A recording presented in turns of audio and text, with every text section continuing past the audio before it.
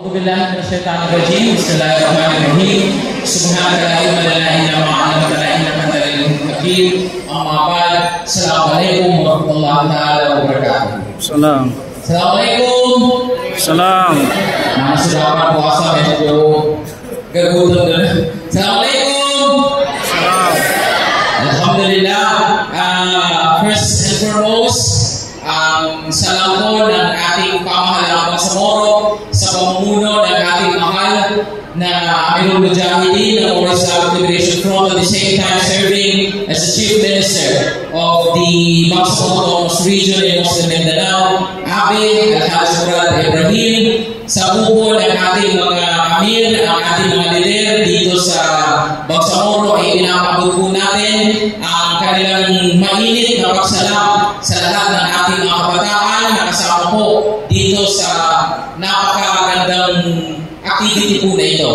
Ang pag-respeto rin po sa ating mga magulang na nasa harapan natin ngayon na patuloy na nagbibigay ng beneficial guidance towards the right path ng ating kasalukuyang gobyerno at sa kasalukuyang democratic struggle natin. Ang ating ama, isa sa ating ama ng ating Bangsamoro struggle, ng ibang ating mufti, ang ating wali, Sheikh,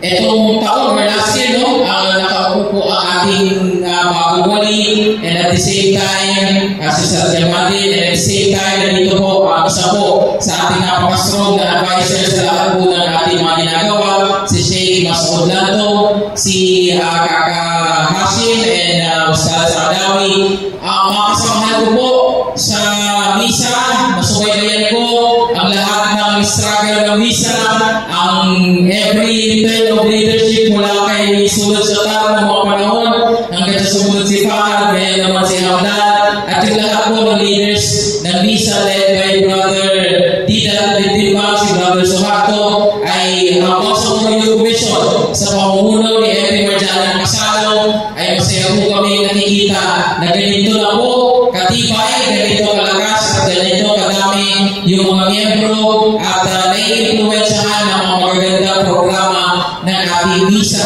na noon ang tingin lang natin ay mainly ang kanyang welfare lang ay dun sa ating mga international students, specifically yung mga graduates natin. And thirdly, now we see how things are being expanded, how things are being expounded, lalo-lalo na in support ng ating latest na democratic struggle, political struggle din ng ating Bangsamoro Autonomous Region in Muslim Mindanao. Masaya rin tayo ang Bangsamoro Youth Commission. I think ito ang pinakaunang-unang activity, preparatory activity ng Ramadan na ating nadalawan. Alhamdulillah, nagsimula yung bar ay flagship na po natin yung mga ganitong klaseng programa, ganitong klaseng activities, lalo na po sa panahon na nadala natin mga kabataan na kung saan tayo ay natutulog, tayo ay gumigising sa gulo ng politika at sa gulo ng iba pang bagay, mga makabundong bagay na pinagdadaanan natin. Di katulad ng mga panahon ng ating mga magulang, ng ating mga leaders na mainit yung pagjihad at maraming mga bago. Kahit sa panahon natin ngayon ay napakalakas na opportunity na magjihad sa ibang paraan na lamang. Katulad ng sabi ko kanina, napaka-importante itong mga ganitong klaseng activity dahil kinakailangan ma-remind tayo from time to time ng mga responsibilidad natin bilang mga Muslim na gaano magkaingay yung mundo, gaano magkaingay yung politika, gaano magkaingay yung mga pinagdadaanan natin, mga social anxieties natin na pinagdadaanan natin sa mundo. Let us all be reminded that the greatest month of all Muslims are coming. And we need to prepare ourselves for this. We need to expand our wings para paghalaan yung pagdating ng Ramadan. And I know, hindi lang misa. Kung misa, ipoprepare sa mga mayaman, kamadakal pa ng mga organization. So ang gusto natin inshallah ay katulad pa rin ng mga nakaraang Ramadan. At di pa magkatugalula sa mga markas, di pa magkatugalula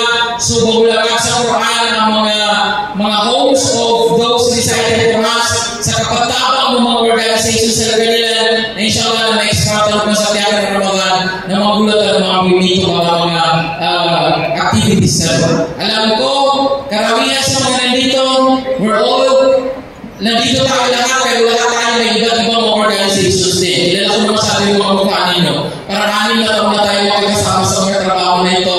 And it's very, very good to see that we are supporting each other, no? That's in response to the continuing call of the Bangsamoro leadership for unity. At least in the sector of young people, hindi pwede magkakahiwa-hiwalay tayo, hindi pwede na mag-divide tayo ng mga ilang bagay lang ng mga temporary. Kinakailangan mas kapatagin natin yung brotherhood, mas kapatagin natin yung pakikisama, yung sisterhood, at maraming mga bagay na nag-uugnay sa atin bilang iisang Bangsamoro. Sa ngalan po ng Bangsamoro Youth Commission, kami po ay pusong sumusuporta. Noon pa man si Stego ng Misa hanggang ngayon sa lahat ng mga programa nito, lalo-lalo na para sa ating mga kabataan Bangsamoro. Wabillahi taufiq wal hidayah. Assalamualaikum warahmatullahi ta'ala wabarakatuh.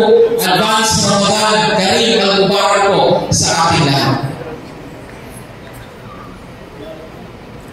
Shukran Kaka Nasruddin Dudi for the message of support. Now we're going to hear another message of support from our Wali of Bangsamoro, no other than we have Sheikh Muslim and Jamadin Fadel Baba.